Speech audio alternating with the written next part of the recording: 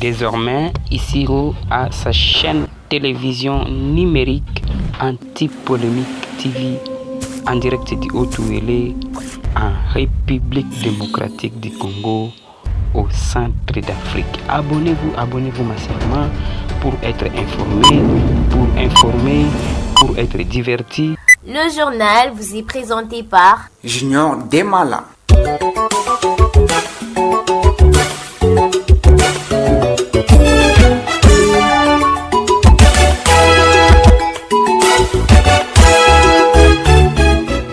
Mesdames et messieurs, merci de vous joindre à la 96.1 MHz, la fréquence de la radio communautaire Espoir Ouélé, votre fréquence d'information dans la ville d'Issiro. Voici une nouvelle édition de journal. Le Conseil d'État congolais vient de rendre son arrêt sous la REA 427 en confirmant l'honorable Jean Bakomi Togambou à la tête de la province du Haut-Ouélé. Vous écouterez la réaction de plusieurs hauts cadres de partis politiques du parti présidentiel et surtout aussi de la DCC dans ce journal. Enseignement dans la province éducationnelle du Haut-Ouélé 1, Madame Messieurs, on en parlera, où le spectateur chef des poules secondaires d'Issiro vient d'organiser une rencontre avec le chef d'établissement secondaire au niveau urbain et même des écoles environnantes où ils ont parlé sur la passation, la préparation pour la passation correcte des Tenassos qui pointe déjà à l'horizon pour ce 13 juin 2024. Vous l'écouterez dans cette édition. D'autres pages au niveau national et les sports vont complètement mettre fin à cette grande édition du journal qui vous apporte Junior Demala au micro, mise en onde tenue par Jérémy Mabo. Nous sommes réalisés par Joseph Kobale. Merci à toute l'équipe rédactionnelle composée d'Étienne et Armad Manzeke. Aoun Mouamar qui nous supervise vous dit bienvenue dans son édition. Espoir Ouélé, la chaîne populaire d'Issiro. Excellente condition d'écoute. Madame et messieurs, une fois de plus, salut et bienvenue dans cette édition de journal sur Espoir Ouélé qui s'ouvre en politique dans la province. Après tout, le Conseil d'État congolais vient de rendre son arrêt sous la REA 427 en confirmant Jean Bakomi Togambou comme gouverneur élu de la province du Haut-Ouélé après avoir dit recevable mais non fondé l'appel interjecté de son challenger Costa Lungagbe. C'est la victoire du peuple pour qui Jean Bakomi a géré de travailler. En tout cas, on écoute Maître Gato Libobo. Il est un cadre de l'IDPS et de l'Union sacrée de la nation au micro de Armad Manzeki.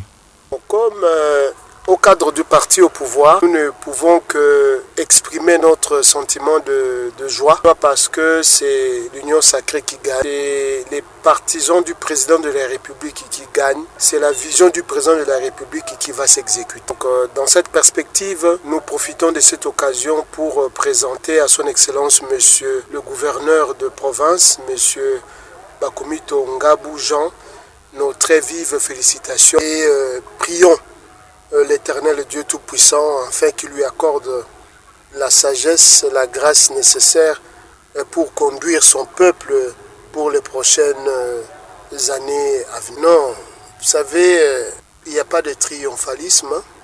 C'est que nous pouvons simplement dire que c'est le parti présidentiel qui a gagné, en ce sens que l'UDPS fait partie de l'Union sacrée et c'est l'Union sacrée qui soutient la vision du chef de l'État qui a gagné. Nous croyons que nous devons tous être unis. Les élections sont passées. Maintenant, nous devons travailler pour notre peuple. Et l'UDPS sera partie prenante dans tout ce qui va se faire. C'est l'essentiel. Maître Gato Libobo, je rappelle qu'il est un cadre de l'IDPS Haut-Ouélé et de l'Union sacrée dans la province du Haut-Ouélé. Il était sur Espoir Ouélé. Par ailleurs, le parti DDC de son compagnon André Lité a réagi face à cette confirmation par la haute instance congolaise.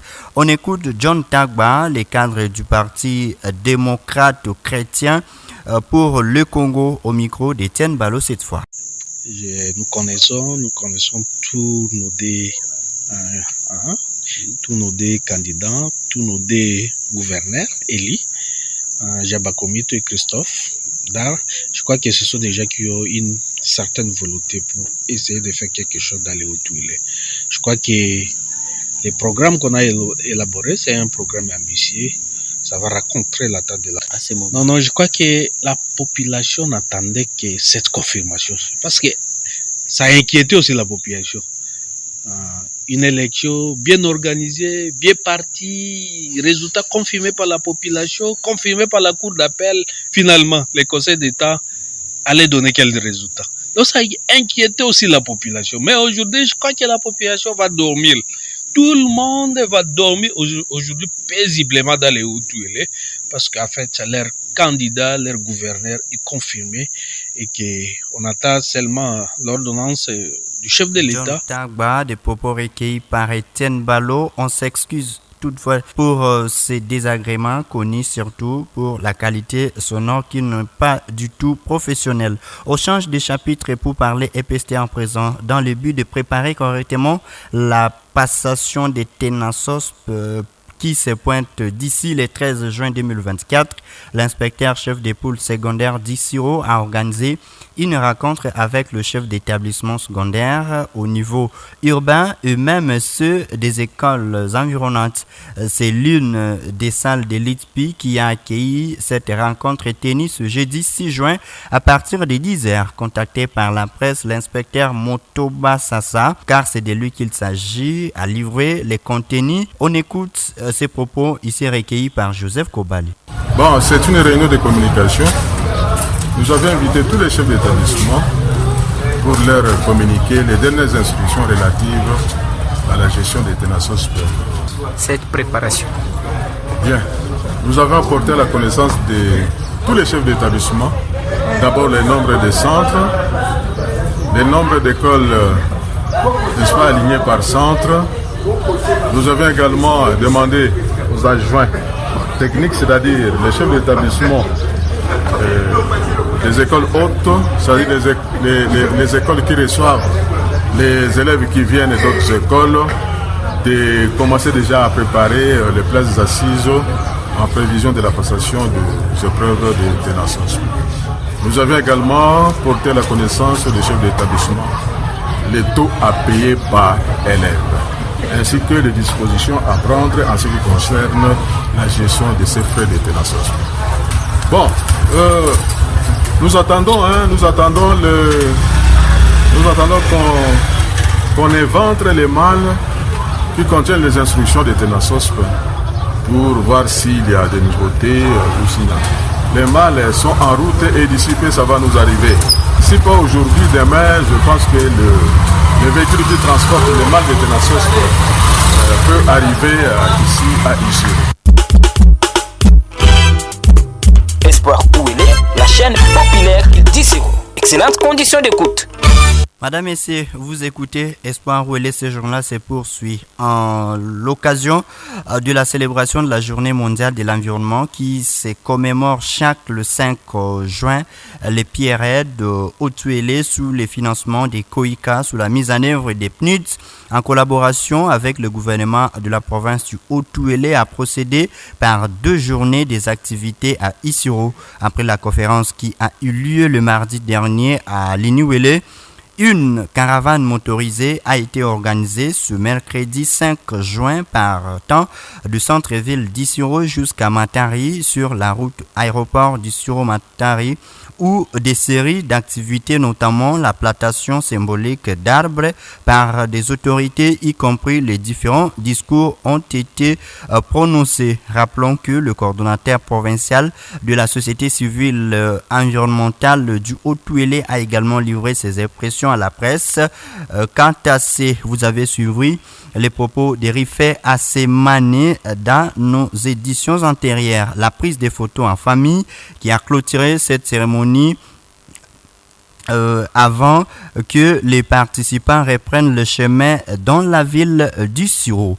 On va parler de l'insécurité à l'est de la RDC avant de boucler cette édition du journal. Madame, Messieurs, les fonctionnaires délégués du gouverneur du Nord Kivu à Bana, Amini Kambale Mugeni, a accusé mercredi 5 mai le Maïmaï du groupe Front des Patriotes pour la paix armée du peuple de commettre diverses exactions contre les civils dans cette localité du territoire de Béni.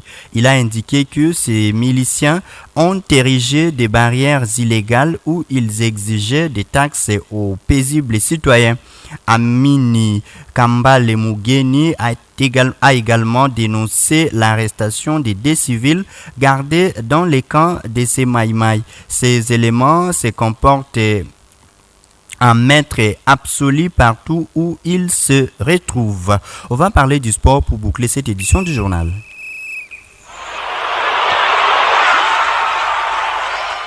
Madame, messieurs, vous le savez, on parle des éliminatoires du monde 2026. Les léopards de la RDC affrontent les lions du Sénégal. Les lions de la Teranga du Sénégal reçoivent les léopards de la RDC au stade Abdoulaye Wade de Diamniadio à Dakar, la capitale sénégalaise, ce jeudi 6 juin 2024 dans un match comptant pour le troisième tour des éliminatoires de la Coupe du Monde 2026. Le coup d'envoi de cette rencontre est la première des Lions au stade Abdoulaye Wade depuis le retour de la CAN Coupe d'Afrique des Nations Côte d'Ivoire 2023 dernier est prévu à 21h heure du Suro et 19h temps universel.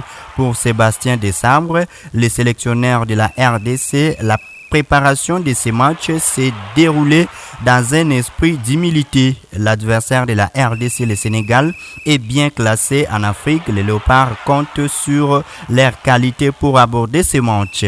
On écoute les sélectionneurs de la RDC au micro de la radio Espoir Ouélé. Tous les matchs, on les joue pour les gagner, de toute manière. Après, ce qui est important, c'est d'être premier du groupe à la fin de du 10e match.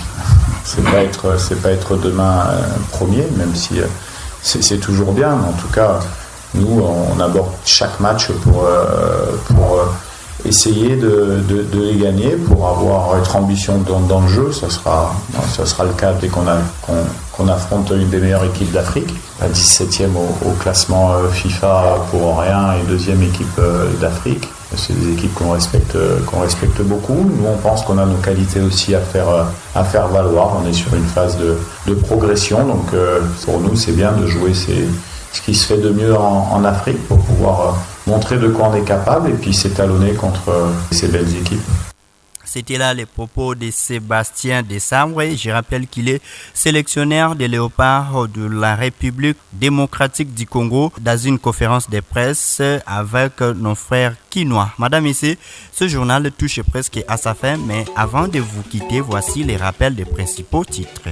Fini des spéculations autour de la publication des résultats de gouverneurs et vice-gouverneurs de la province du Haut-Uélé. Après tout, le Conseil d'État congolais vient de rendre son arrêt sous la RA 427 en confirmant l'honorable Jean Bakomi Togambo à la tête de la province du Haut-Uélé. Vous avez suivi les détails dans ce journal. On a parlé également de l'EPST dans la province éducationnelle du Haut-Uélé 1 où des préparatifs se déroulent pour passer correctement les Tenassos qui se pointent d'ici le 13 juin 2024 où le chef de l'inspecteur chef des pôles secondaires du Suro a organisé une rencontre avec le chef d'établissement de la ville et ses deux écoles environnantes. On a parlé également du sport et d'autres pages au niveau national complètement bouclé cette édition du journal qui vous a été présentée par Junior Demal au micro, mise en onde bel et bien contrôlée par Jérémy Mabo. Nous étions réalisés par Joseph Kobale. Merci à l'équipe rédactionnelle composée de Ahmad Manzeke et Étienne Ballot qui était à la tête. Aoun Momar qui a supervisé cette grande édition vous remercie pour son écoute.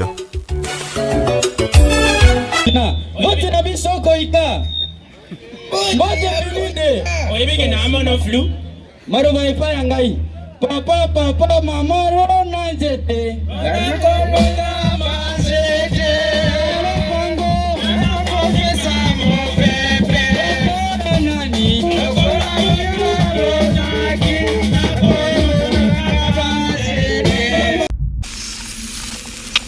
Désormais, Isiro a sa chaîne télévision numérique Anti-Polémique TV en direct du Haut-Ouélé en République démocratique du Congo au centre d'Afrique. Abonnez-vous massivement pour être informé, pour être diverti à travers Anti-Polémique Télévision. C'est votre télévision d'Isiro.